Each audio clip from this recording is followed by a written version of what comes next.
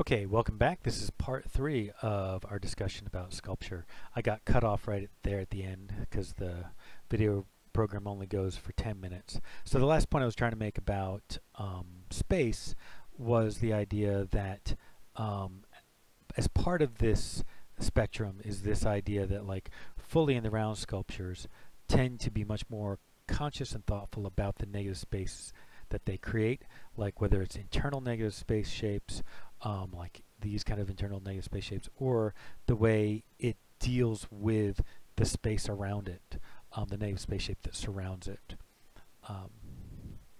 So lastly, as my last part about this lecture on sculpture is just to kind of talk a little bit about how, especially in the 20th century, there are a lot of artists that have really tried to push the boundaries of what is or what isn't sculpture, whether it's in assemblage using materials that are not considered art forms, so like a bicycle handle and a bicycle seat, and it becomes a bull's head, or Marcel Duchamp just finding a urinal and laying it on its side and displaying it as a sculpture, or someone like Alexander Calder making a work of sculpture that's almost entirely about line, but is still yet a three-dimensional form.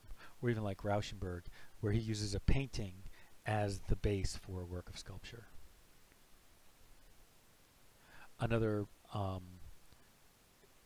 of group of artists who really kind of were really important sculptors, but also kind of expanded the definition of what is sculpture would be the Minimalists.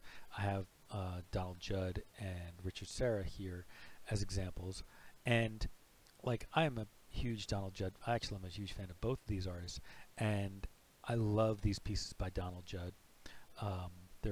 These stacked box pieces are really fantastic, and they do kind of hover in this space between, are they architectural, are they sculpture, they're attached to a wall, or are they more like a painting? They are just a little bit hard to define as to where they exist in the sculpture world. Or like in Sarah's example here, it seems much more like architecture, but it's about enjoying the way a work of sculpture creates space and how it molds that empty space in the negative space. So it's as much part of the same tradition.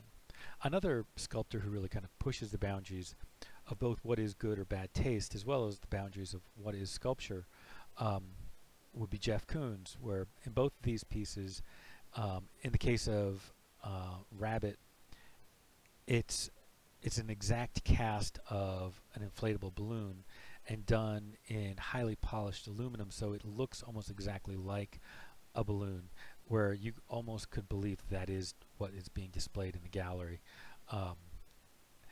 Whereas here with Puppy, he's obviously he's using flowers and topiary. Another artist I think is really interesting and very clever is Tom Friedman, and I love the way he kind of just expands what can be or cannot be sculpture, both in terms of how silly sculpture can be, what kind of materials can be used.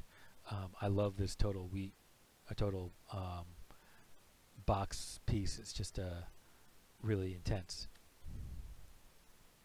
Okay, that's the end of sculpture. I will come back to you with our next lecture, where I'll be talking about volume and form and space.